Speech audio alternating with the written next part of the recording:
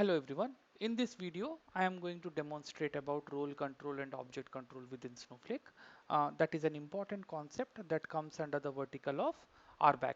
Now, important thing to note over here is if these two methods are not deployed properly, what eventually happens is even the super users who has the administrator rights, they will not be able to govern the platform. Now, roles which has or user which has account admin or sysadmin role, think of it like they will not be even able to manage or govern the database objects, right?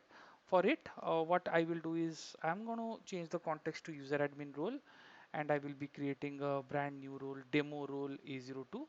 Now, when I create any role using the system defined role, so this role apparently becomes the owner of the custom role which got created just now. Now, why do I say it?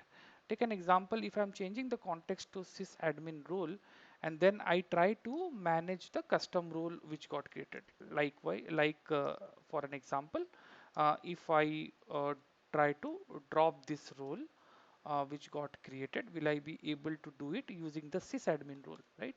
Sysadmin role itself has got a lot of power when it comes to Snowflake. No, I will not be able to do it because sysadmin role never kind of created this role, right?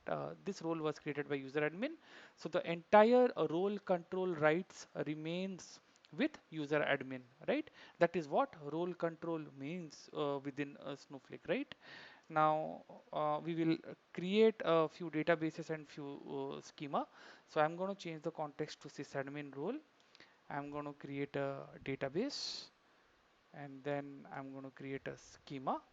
Okay, now we will do the grant management using security admin role, so that this particular new database and new schema is given necessary grants to the custom role that got created, right? So this is how we do it. First we will give the compute privileges, then we give the usage privileges at a database level, and then we execute the privilege which is called as all on a schema level. This is for the demonstration purpose. And then what we will do is, because it is a brand new role that got created, I will be associating this role to my user. Okay. Now the role association is obviously done using same security admin role, right? Now just double check, what is my particular role, right? So my role is, sorry, my user is Sumain202407, right? Now I'm still holding the security admin role. So what I will do is I'm going to change the context to this role, right? So let me change the context to demo role A02. Now if you see this, now I can obviously see the database, and I have all kind of access within this schema. Nothing got created. I'm going to create kind of a very simple table as such. Now let me kind of obviously change the context. Yes, the context is changed over here. We see it. Now let me create a very small table like this, right? And when I am creating the table, I have acquired the role of demo role A02. That means what? Any table is considered as an object within Snowflake, right? Be it table, views, procedures, whatever we create, right? Now, this object owner, is now this role, demo role A02, which is again a custom role, not a system defined role. What does that mean? Let's see it in action. Let's say I am an admin and I am having a sysadmin role, but this particular object got created using the custom role. So then I think what should happen if I acquire the sysadmin role? I should be able to again manage this new object that got created, right? Will I be able to do it? See, with sysadmin role, I am not able to manage this object. My drop statement didn't work, right? Let's use the superpower, right? Let's change the context to account admin role and see whether the similar, drop statement will work, right?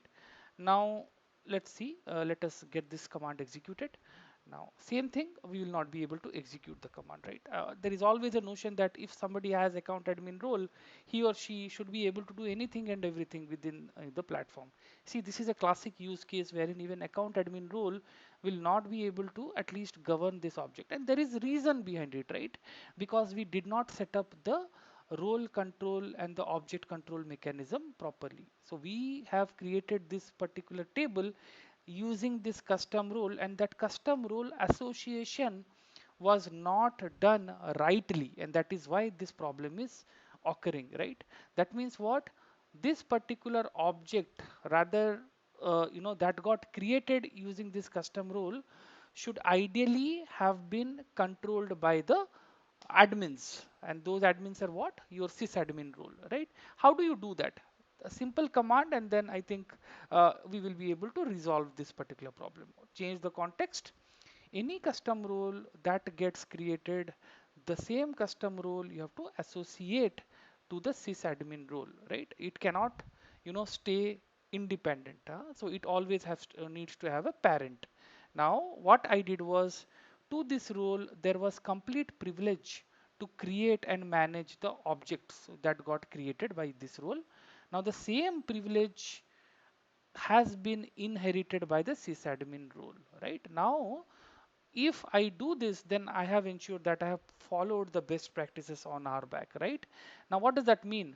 Now, imagine this custom rule would have been given to lot of the engineers, data engineers in the platform, right? But earlier, what was happening is, even if the admin was logging in using sysadmin role, he was not able to even govern, let's say, any accidental table that got created, which was of maybe 1 TB worth of size. That guy want to, the admin want to kind of go and maybe you put some purging mechanism, or even to an extent go and drop the table, right? Why do you even want to create a table that will, have some adverse effect with respect to, let's say costing, for an example, right? He earlier was not able to do that, but right now with this one, you will see the sysadmin. If I now acquire the role of sysadmin, right, then I will be able to even drop this table, right? Let's see, right? I am going to execute this command, right? See, my quarterly sales table now got dropped. So this table was there. If I change the context, it is successfully dropped. So this is what we mean by role control and object control. Best practices: any custom role which we create, and then to that custom role, let's say we are doing lot of association and giving lot of privileges to create and manage your tables, views, procedures. Make sure that those custom roles are given back to your sysadmin role. In that way, the entire object control can be done. And role control, all the role owners should be either your user admin, that's the best practice, or to an extent security admin. That is how the role control mechanism is done. So thank you so much for watching this video. Hope it was helpful.